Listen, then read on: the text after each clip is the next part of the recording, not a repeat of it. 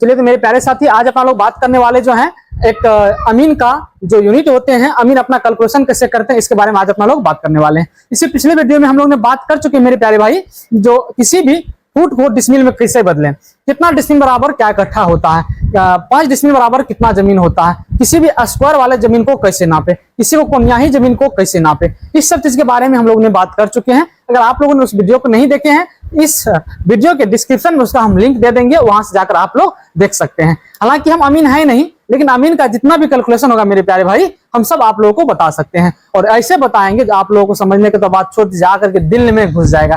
ठीक है, तो चलिए बिना देर किए हुए चलते हैं अपना टॉपिक पे। मेरे प्यारे भाई, ये अमीन का थोड़ा कैलकुलेशन है, इसको समझ लेते हैं, उनके बाद फिर से एक बार हम चर्चा करेंगे, क्योंकि कुछ बच्चे का कमेंट्स आया था वीडियो में, सर इस पे और 2-4 वीडियो लेकर के आइए और 2-4 क्लास आप दीजिए, उसके बाद इसका थोड़ा भी जो भी डाउट है वो हम लोगों का क्लियर हो जाएगा। तो चलिए आज उसी को देखते हैं मेरे प्यारे भाई। जो डाउट क्लियर करने के लिए सबसे पहले क्या हमको जरूरत पड़ता है, जैसे कोई भी मैथ्स का सवाल बनाने के लिए पहले किसका जरूरत पड़ता है, सूत्र का जरूरत पड़ता है। इसी तरह अमीन का जो सूत्र होते हैं, यही अमीन का क्या होते हैं मेरे प्यारे भाई, सूत्र होते हैं। ठीक है, तो चलिए बिना देर किए अपना टॉपिक पे। मेरे प्यारे भाई, हम अमीन है नहीं, लेकिन आपका जितना भी अमीन का कैलकुलेशन होगा हम सब बता सकते हैं, बशर्ते आप लोग वीडियो के लास्ट तक बने रहिएगा। ठीक है, तो मेरे प्यारे भाई सबसे पहले आप लोग ये समझिए, जो गांव घर में एक एक छोटे, एक एक बड़े, बुढ़े छोटे, सबको पता होगा जो काय कट्ठा बराबर काय बीघा होता है, यानी कि ये सब चीज काय बीघा बराबर, यानी कि 1 बीघा बराबर कितना कट्ठा होता है, सबको मालूम होगा। 1 बीघा बराबर मेरे प्यारे भाई कितना होता है, 20 कट्ठा होता है, यानी कि हम कह सकते हैं 20 कट्ठा बराबर 1 बीघा। ठीक है, या 1 कट्ठा बराबर कितना दूर होते हैं मेरे प्यारे भाई, 20 दूर होते हैं, यानी कि हम कह सकते हैं 20 दूर बराबर कितना होता है, 20 दूर बराबर 1 कट्ठा होता है। कितना होता है, 20 दूर बराबर 1 कट्ठा होता है। और 20 दूर की बराबर कितना होता है, 1 दूर होता है, यानी कह सकते हैं 20 दूर बराबर 20, 1 दूर बराबर 20 दूर की, और 1 फुर्की बराबर 20 चुरकी। 1 फुर्की बराबर कितना होता है, 20 चुरकी होता है। आपको मन में आता होगा क्या दूर की फुर्की चुरकी कर रहा है। मेरे प्यारे भाई, ये सब अमीन का पढ़ाई है, ये सब अमानत का चीज है। आप लोगों के दादा बाबा जो भी भैया लोग होंगे गांव में देखे होंगे, वो तुरंत जमीन को नापते हैं, तुरंत उनका कैलकुलेशन निकाल के बताते हैं जमीन इतना होगा। क्यों? वो लोग को मौके की सब याद रहता है, इसीलिए वो लोग ने तुरंत अपना लोग सोचते रहते हैं, वो लोग खटाक से निकाल के उसका बता देते हैं। ये जमीन जो आपका स्क्वायर में है तो इसका क्या कट्ठा होगा, क्या बीघा होगा, क्या हाथ होगा, क्या फुट होगा, क्या कड़ी होगा, वो सब बता सकते हैं और 1 सेकेंड में बता देते हैं वो लोग। क्यों? वो लोग इस सब चीज को जानते हैं, इसीलिए। ठीक है मेरे प्यारे भाई, तो चलिए यहाँ तक हम बात कर चुके हैं।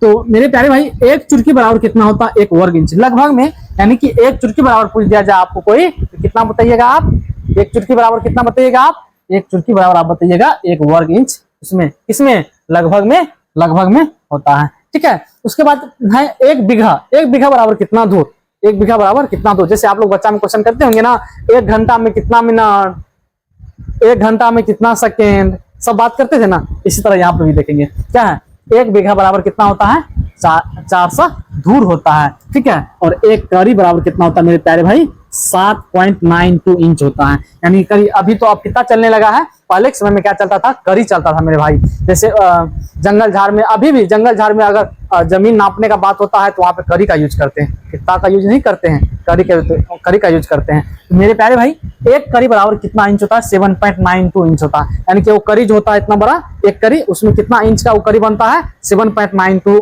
इंच का 1 कड़ी बन सकता है। ठीक है, और 1 इंच बराबर कितना होता है, 2.54 सेंटीमीटर होता है। और 1 इंच बराबर कितना होता है मेरे भाई, 2.54 सेंटीमीटर होता है। ठीक है, तो आगे की ओर बढ़ेंगे मेरे भाई। आगे है आपका 1 फुट बराबर कितना होता है, 12 इंच होता है। तो जग जानते हैं 1 फुट बराबर कितना होता है, 12 इंच होता है। इस पूरे दुनिया ही, मतलब एक बच्चे को पूछेगा वो भी बताएंगे 1 फुट बराबर कितना होता है, तो 12 इंच होता है। ठीक है, इसी तरह मेरे भाई 1 गज बराबर कितना होता है, 36 होता है। यानी कि हम कह सकते हैं कि 1 गज बराबर 3 फुट, 36। अब मान के चलिए यहाँ पे कितना बोल दिया था, 36 ना, तो 36 को 12 इंच बराबर 1 फुट होता है, 36 इंच है, तो 12 से इसमें भगा दे देंगे तो 12 क्या 36 नहीं हो जाएगा। यानी कि 3 फुट बराबर हम कह सकते हैं ना, 1 गज, जी सर कह सकते हैं। ठीक है, और 1 मील बराबर 1.609 किलोमीटर होता है। 1 मील बराबर कितना होता है, 1.609 किलोमीटर होता है। ठीक है, और 1 मीटर बराबर 39.37 इंच होता है। यानी कि 1 मीटर जो होते हैं अपना लोग नापते हैं, 1 मीटर इतना बड़ा लगभग में होता है, वो कितना इंच होता है, 39.37 इंच होता है। ठीक है, इसी तरह 1 मील बराबर 1766 गज। 1 मील बराबर कितना होता है मेरे भाई? 1766 गज होता है। 1 गज बराबर कितना होता है? 36 इंच होता है। यानी कि 1 गज बराबर नापेंगे, यानी कि 36 इंच नापेंगे हम, तो कितना होगा? 1 गज होगा। जब 1 मील नापेंगे तो कितना होगा? 1766 गज होगा। यानी कि आप समझ सकते हैं 1766 गज नापेंगे तब यानी कि तब कितना होगा? 1 मील होगा। यानी कि 36 इंच बराबर कितना होता है? 1 गज। आप सोच लीजिए कि कितना इंच होगा, गुना कर दीजिए, पता चल जाएगा कितना इंच होगा। ठीक है, उसके बाद कितना है? 1 मील बराबर 100 जरीब। जरीब समझते हैं ना मेरे भाई? जी जरीब समझ रहे हैं। 1 मील बराबर कितना होता है? 80 जरीब। उनके बाद आता है मेरे भाई 1 हाथ। 1 हाथ बराबर का इंच, जैसे ये हाथ होता है ना, ये 1 हाथ ऐसे नापते हैं हम लोग। ये हुआ यहाँ से यहाँ तक 1 हाथ, यहाँ से यहाँ तक 1 हाथ हुआ, फिर यहाँ से यहाँ तक ये 2 हाथ हुआ, फिर यहाँ से यहाँ तक ये 3 हाथ हुआ। नापते हैं ना, ये क्या हुआ मेरे भाई? यानी कि हम कह सकते हैं 1 हाथ बराबर कितना इंच? यानी ये जो 1 हाथ का है ये कितना इंच का है? तो ये 18 इंच का है। तो मेरे भाई 1 बित्ता बराबर कितना होता है? तो मेरे भाई 1 बित्ता बराबर कितना होता है? 1 बित्ता, ये इसको क्या कहते हैं? 1 बीत। जैसे इसको हम नापते हैं, इसको क्या कहेंगे?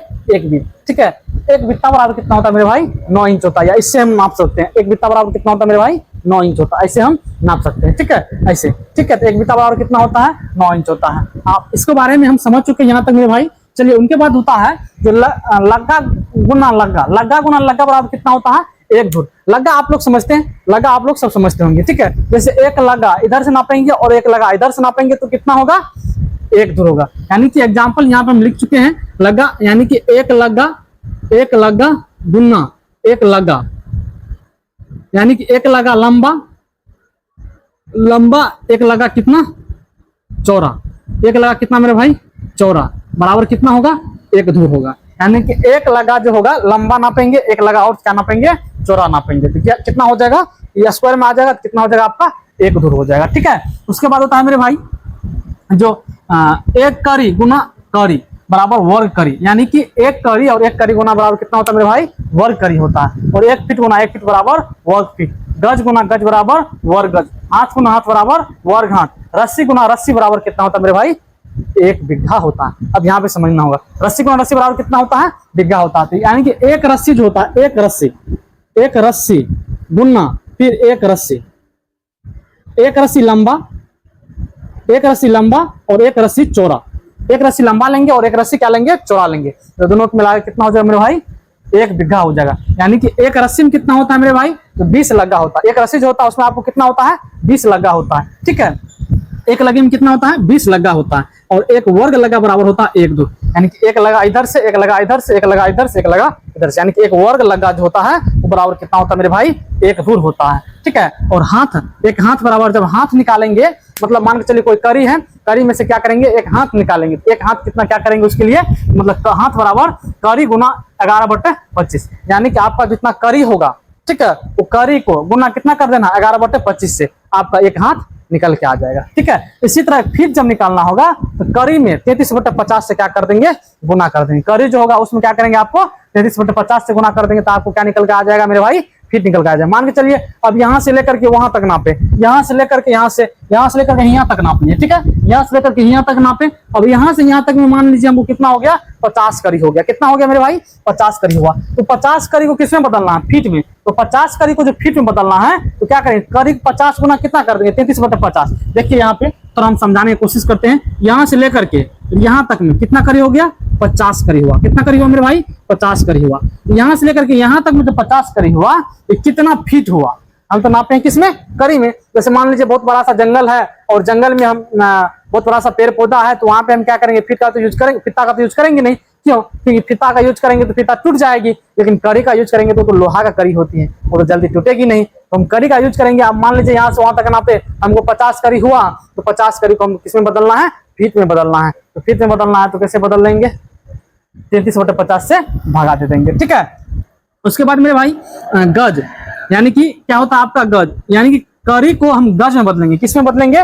गज में बदलेंगे। तो क्या करना पड़ेगा गज में बदलने के लिए? 11/50 से भाग दे देंगे मेरे भाई। क्या करना पड़ेगा? 11/50 से भाग दे देंगे। ठीक है, उम्मीद करते हैं आप लोग को यहाँ तक समझने में कोई दिक्कत नहीं होगा। अगर समझने में कोई दिक्कत होता है तो आप लोग कमेंट कीजिए, आपको कमेंट के माध्यम से हम सब चीज आप लोग को बताने का कोशिश